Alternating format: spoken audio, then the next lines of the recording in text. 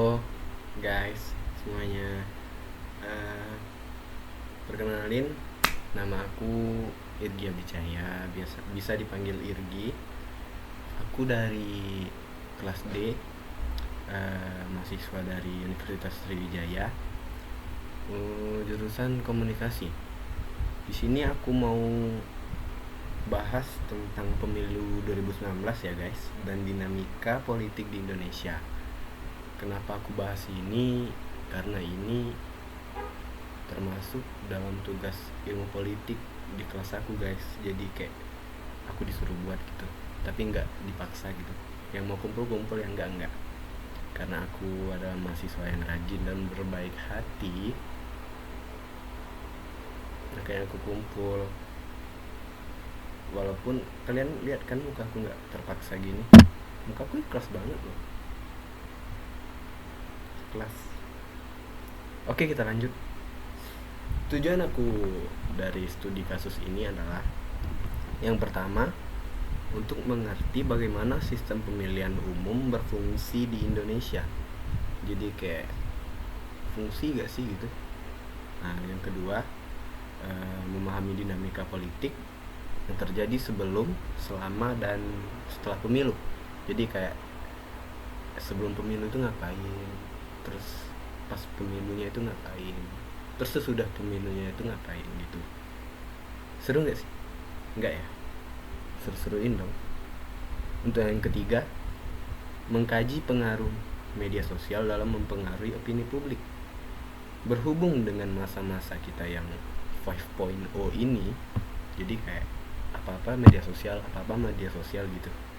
Di sini aku mau jelasin juga. Nah, untuk yang pertama, sistem pemilihan. Bagaimana masyarakat memilih pemimpinnya melalui pemilu gitu. Nah, kalau aku di sini ada 3 cara ya guys. Yang pertama, jenis sistem pemilihan gitu. Maksudnya itu tinjau sistem pemilihan yang digunakan, misalnya pemilihan umum langsung atau melalui perwakilan. Yang kedua, hak pilih. Jadi sebagai warga negara kita ada hak pilih.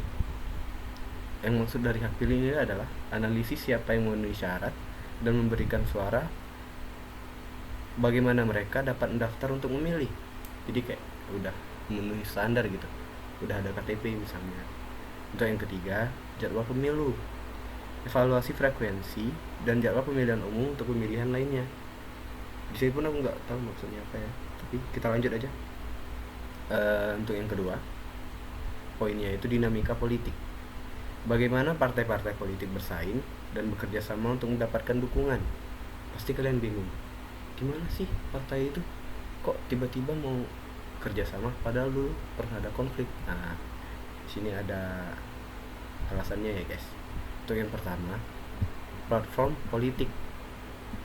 Jadi kayak tinjau isu-isu utama yang diangkat oleh partai politik dan kandidat untuk menarik pemilih gitu. Jadi kayak kerjasama untuk menarik masyarakat pemilih yang ada hak suaranya tadi. Jadi kayak satu tujuan gitu. Terus untuk yang kedua, koalisi politik. Jadi maksudnya sini analisis apakah partai-partai politik membentuk koalisi untuk meningkatkan peluang kemenangan. Jadi kayak dia orang berpengaruh gitu, makanya lu ikut gue aja karena lu keren. Biasalah anak zaman sekarang kan. Untuk yang ketiganya itu dari dinamika politiknya itu, kalau dari aku strategi kampanye gitu. Jadi kayak mereka bergabung untuk tinjau strategi kampanye yang digunakan oleh partai politik untuk memenangkan dukungan. Jadi kayak ya gitu sih, itu mencakup dua hal tadi. Jadi kayak ini intinya gitu, yang ketiganya. Terus poin ketiga, tentang media dan politik. Pengaruh media sosial dan berita dalam membentuk opini publik.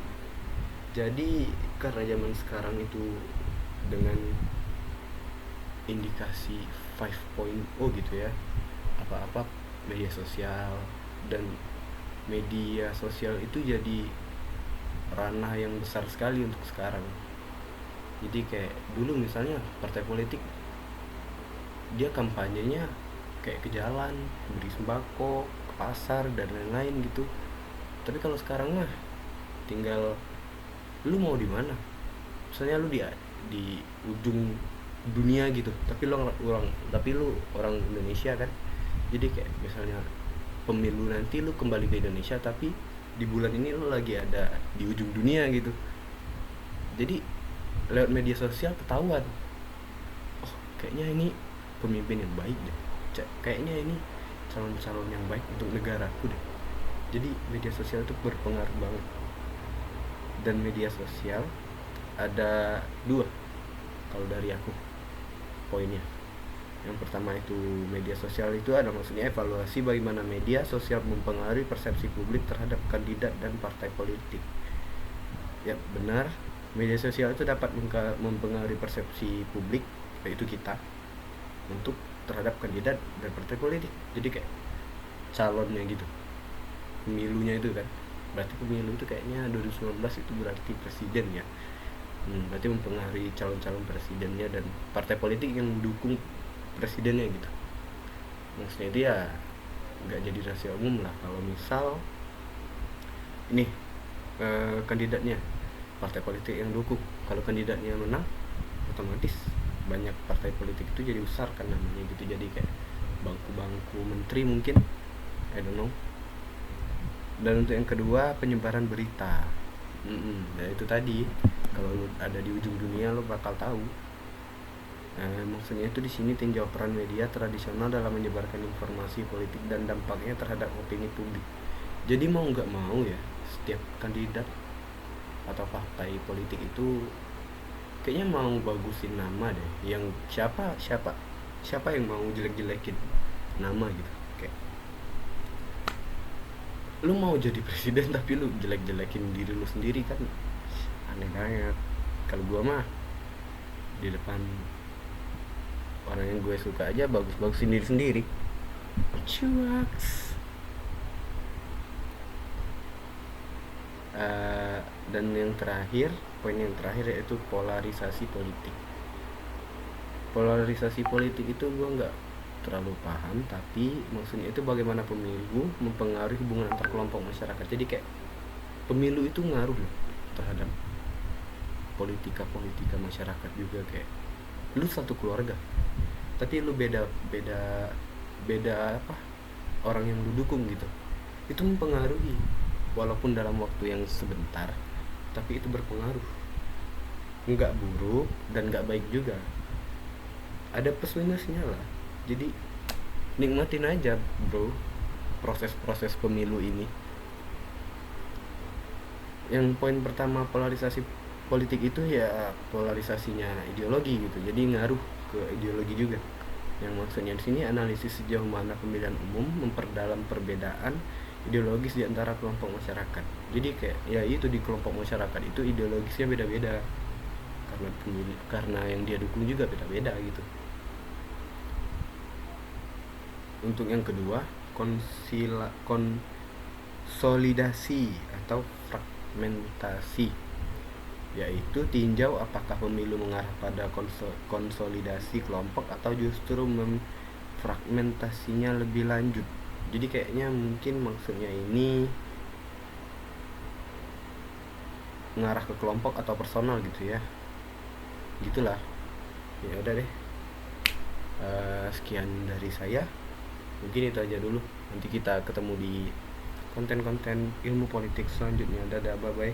Gue Irgi cabut. Oh ya, kesimpulannya analisis ini akan memberikan pemahaman yang lebih mendalam tentang bagaimana proses politik bekerja di Indonesia dan bagaimana berbagai faktor mempengaruhi masyarakat, partai politik, dan opini publik dalam konteks pemilihan umum. Jadi pemilihan umum itu besar sekali maksudnya itu kayak ya berpengaruh gitulah. Jadi jangan golput ya guys.